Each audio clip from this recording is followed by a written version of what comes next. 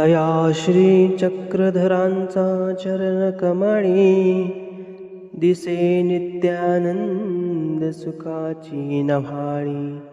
म्हणून लुटतसे वेळोवेळी लांछवले पणे. त्या साधनदाता सर्वज्ञ श्री चक्रधर प्रभूंच्या श्रीचरणावर नित्य आनंदाची नव्हाळी आहे आणि ती नव्हाळी मी परमेश्वर साधनेने घेत आहे असे वर्णन मूर्तिप्रकाश बृहत काव्यग्रंथाचे करते पंडित केशरदास व्यास करतात. त्या परब्रह्म परमेश्वराच्या श्रीचरणावर आपणही साष्टांग नमन करूया आणि त्या प्रभूंच्या पवित्र लीलास्मरणाला प्रारंभ करूया. सर्वज्ञ श्री चक्रधर प्रभूंच्या सन्निधानामध्ये अनेक भक्तजन आहेत. काही दर्शनीय आहेत, काही वेदवंत आहे, काही बोधवंत आहेत.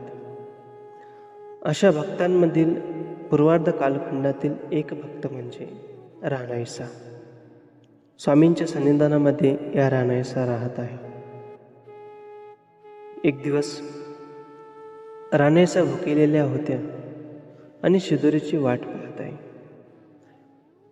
आणि स्वामींकडे बघत आहे. स्वामी म्हणतात, बाई जेवा ना का? ती म्हणते, लाखाईसा येते मग आम्ही दोघी जीव. दोघींची शिदोरी एकत्र आहे जी. आणि लाखाईसा आल्यानंतर मला जीव घालेल. हे जे परावलंबित्व आहे, हा जो पारतंत्र्याचा पाश आहे तो रानाईसांना लावलेला आहे.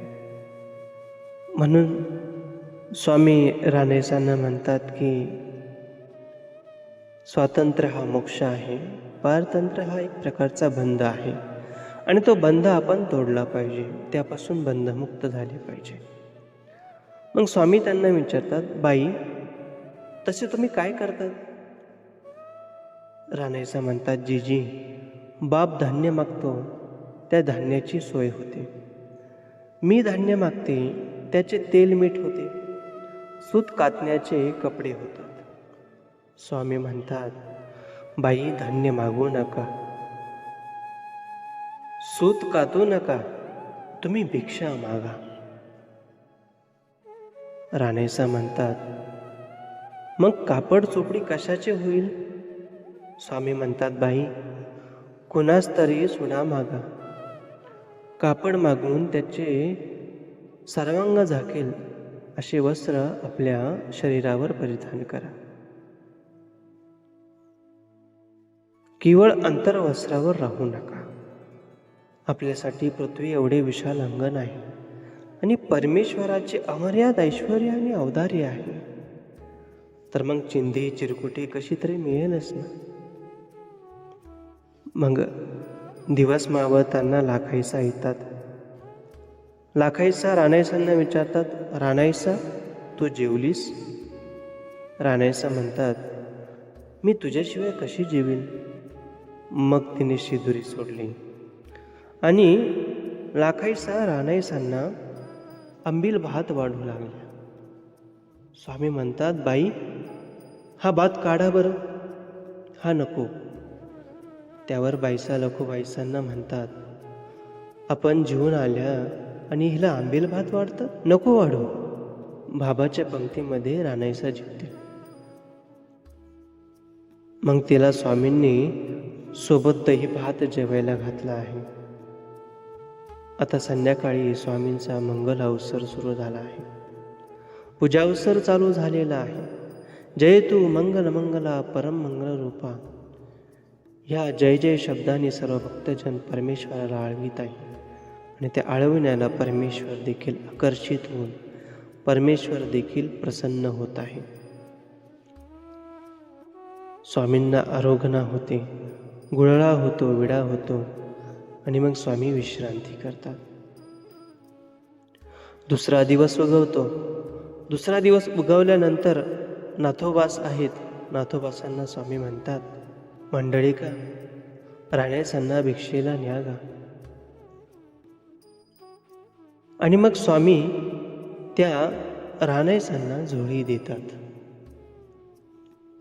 मिरे गावाला रानाईसा भिक्षेला जातात.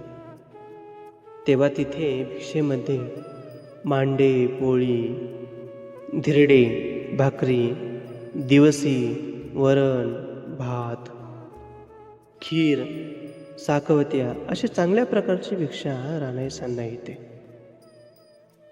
आणि ती झोळी रानाईसा स्वामींना दृष्टपूत करते. स्वामी डावा श्रीकर लावून झोळी उचलतात.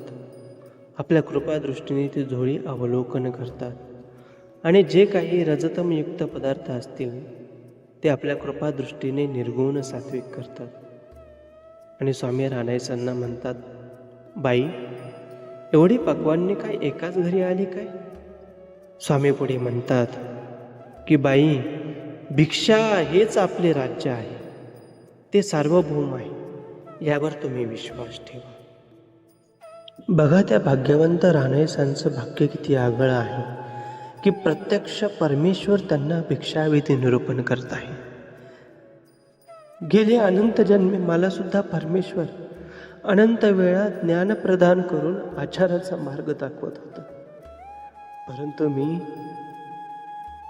आड पालव करून ते परमेश्वराला तुच्छ लेखत तिथून निघून गेलो. त्याच्या आज्ञेचे प्रतिपालन केले नाही आणि सृष्टी मी असे केल्यामुळे तो परमेश्वर माझ्यावर उदास होऊन निघून गेला आणि मला असन्निधान दिले. या लीळेच्या स्मरणामध्ये आपण परमेश्वराच्या श्रीचरणावर हीच भावना व्यक्त करूया की हे भगवंता, त्या रानाईसांना ज्याप्रमाणे त्यांचा उत्तम अधिकार बघून आपण त्यांना भिक्षाविधी निरूपण केला, भिक्षा मागण्यासाठी प्रवृत्त केले, तसे हे भगवंता, माझे जे काही अनधिकार असतील, जे काही अनंत जन्मी जोडलेले दोष असतील, अडथळे असतील, ते दूर करून माझही अभिन्न वेशाने घडवून मडवून आपल्या सन्निधाना योग्य करावीची, आपल्या प्रेमदाना योग्य करावीची भगवंता, ही भावना व्यक्त करत परमेश्वराच्या श्रीचरणावर साष्टांग नमन करूया आणि त्या प्रभुनामाचा जयघोष करूया.